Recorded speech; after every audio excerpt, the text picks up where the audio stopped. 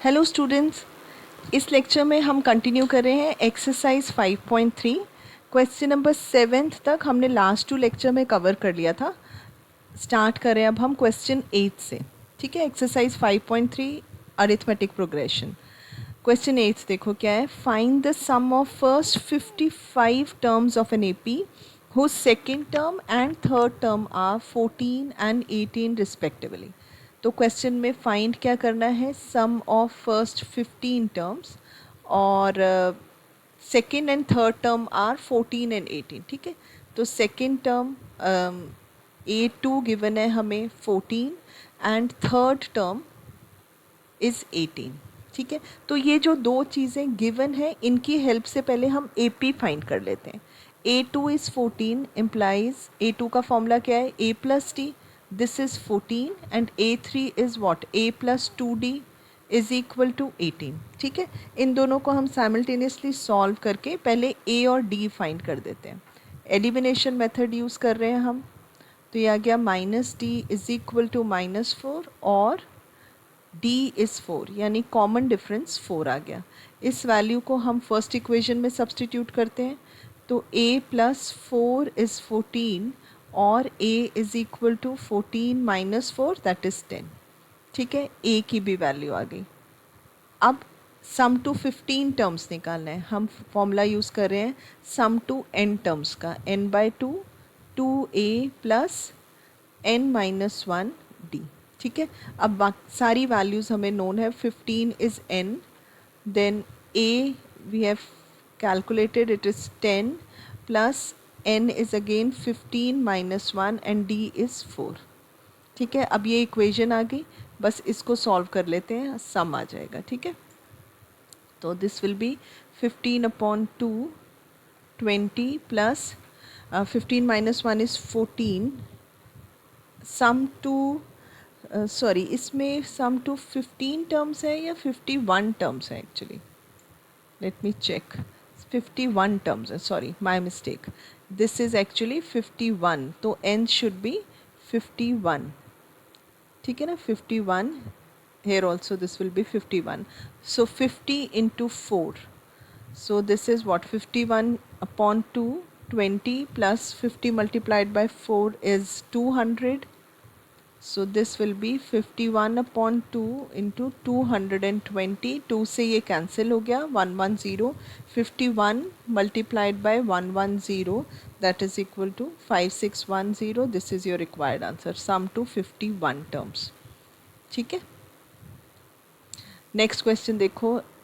9th question क्या है, if the sum of first 7 terms of an AP is 49, sum of 7 terms is 49 and that of 17 terms, that means sum of 17 terms is 289, find the sum of first n terms। ये हमें find करना है।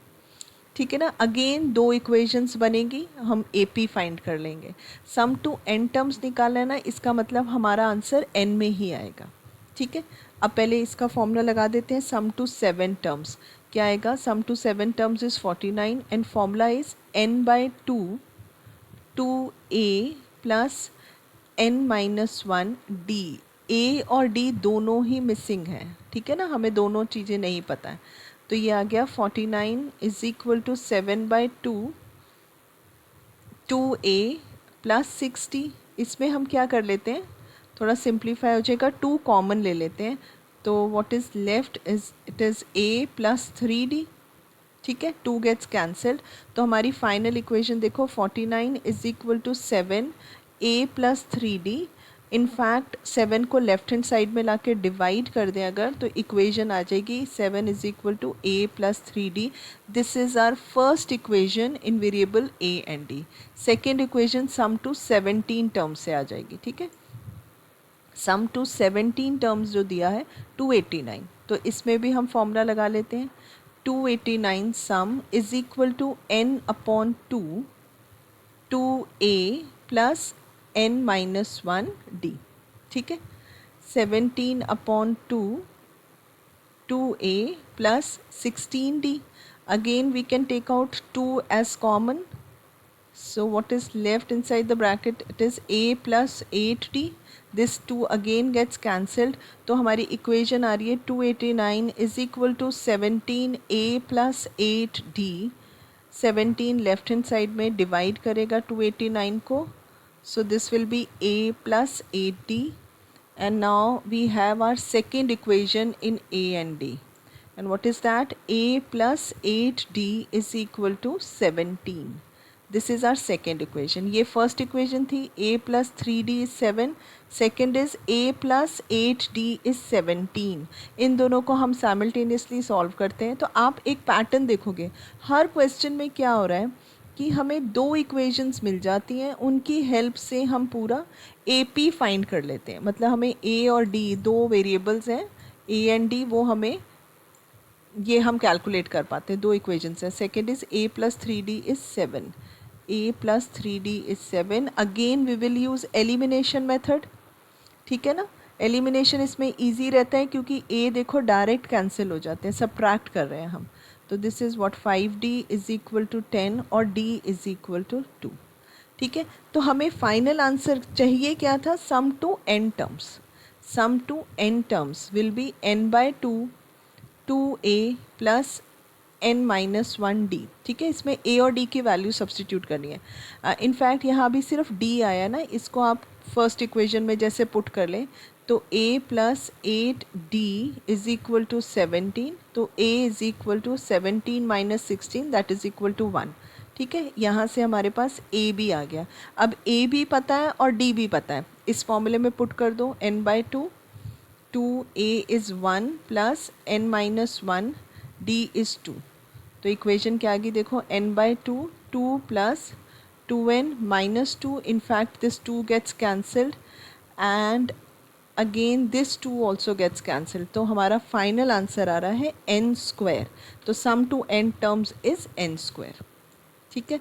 Next question देखो. अब question 10 है, इसके दो parts हैं. ठीक है ना. मैं आपको कोई भी एक पार्ट हम ले लेते हैं, वो करते हैं. Show that a1 a2 an form an AP where an is defined as below. nth term किसी एक सीक्वेंस की AP की दी हुई है हमें 9 माइनस 5n. इनफैक्ट ऐसा जो जब हमने इस एक्सरसाइज का इंट्रोडक्शन पार्ट किया था उसमें हमने ये सम ऐसा किया हुआ है. ठीक है. तो ये जनरल टर्म है.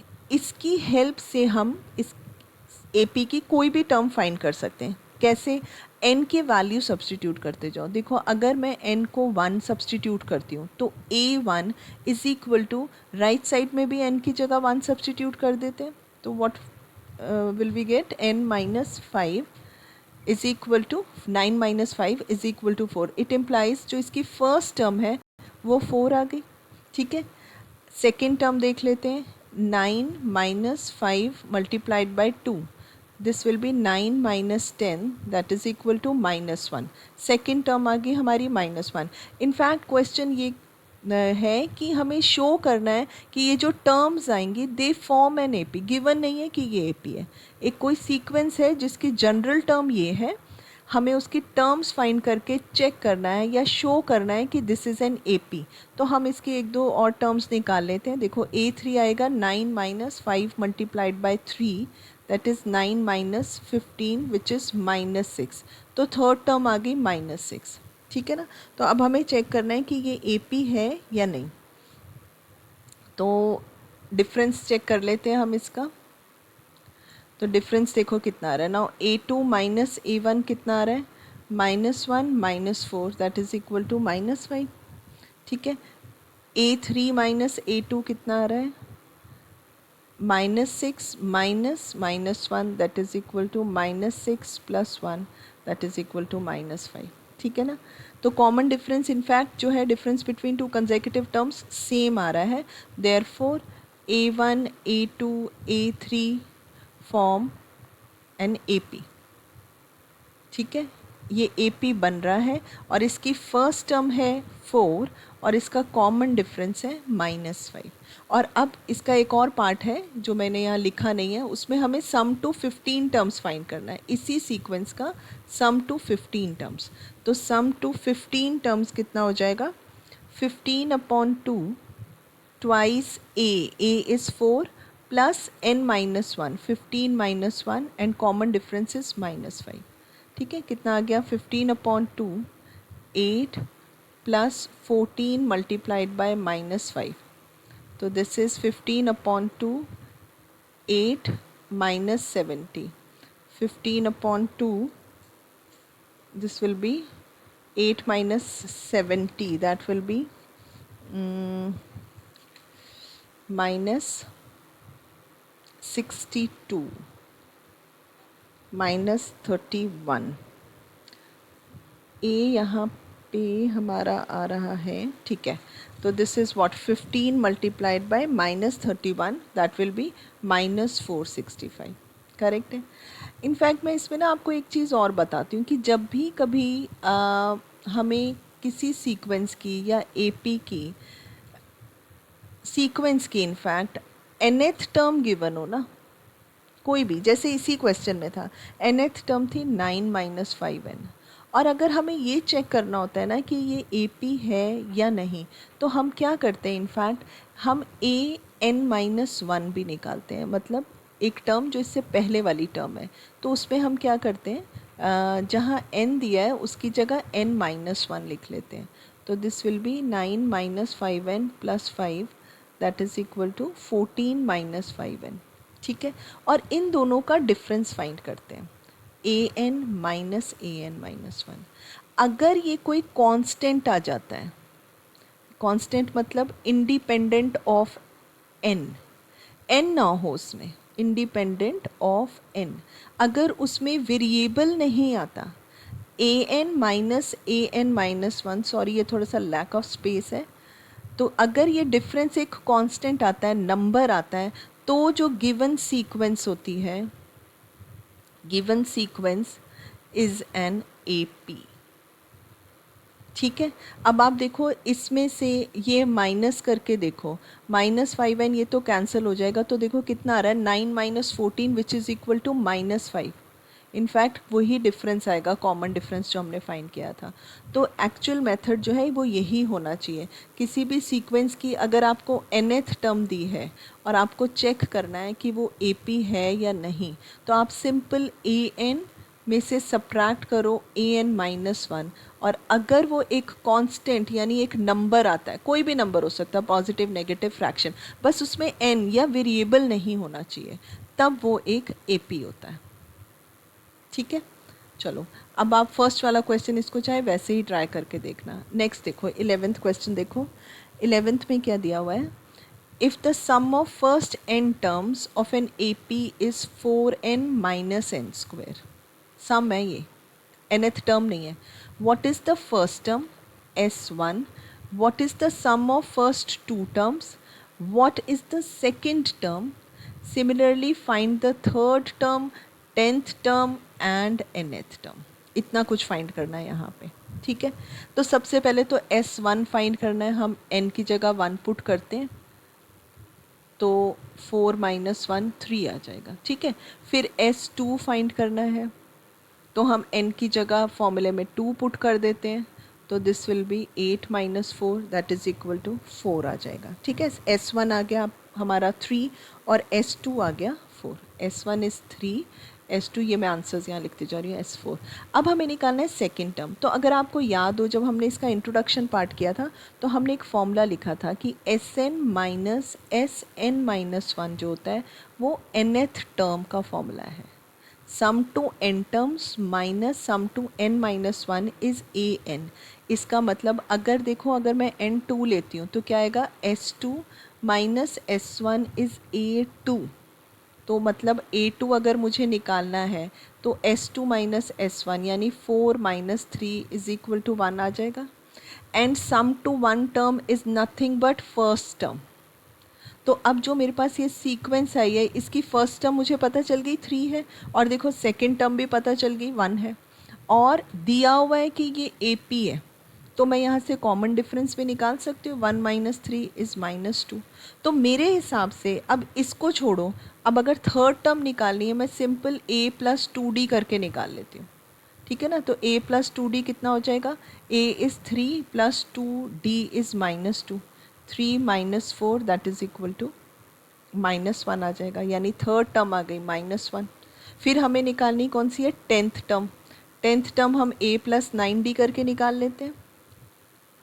a + 9d, a हमें पता है, a कितना है 3 + 9, d कितना है -2, तो कितना आ गया 3 - 18 दैट इज इक्वल टू -15 आ गया 10th।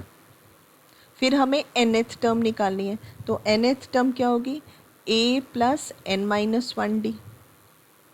तो a हमें पता है 3 + n-1, d पता है हमें -2, तो this is 3 - 2n + 2 that is equal to 5 - 2n, 5 - 2n। ठीक है, दिस इज Sn। तो कहने का मतलब ये है, जब भी सॉरी ये nth टर्म है, जब भी आपको Sn का फॉर्मूला दिया हो ना कोई, तो अगर आप इसमें n की जगह 1 पुट करते हो तो बेसिकली आपको फर्स्ट टर्म मिल जाती है। फिर 2 पुट करके सम 2 निकाल लो, and some 2 - some 1 is A2। और अगर आपको किसी भी सीक्वेंस AP की फर्स्ट टर्म और सेकंड टर्म पता चल गई, तो आप कॉमन डिफरेंस भी निकाल सकते हो, A2 - A1। बस आपका पर्पस सॉल्व हो गया। अब आपको A भी पता है, D भी पता है, आप चाहे सम 2 कोई भी टर्म्स निकाल सकते हो, उसकी जनरल टर्म भी फाइंड कर सकते हो।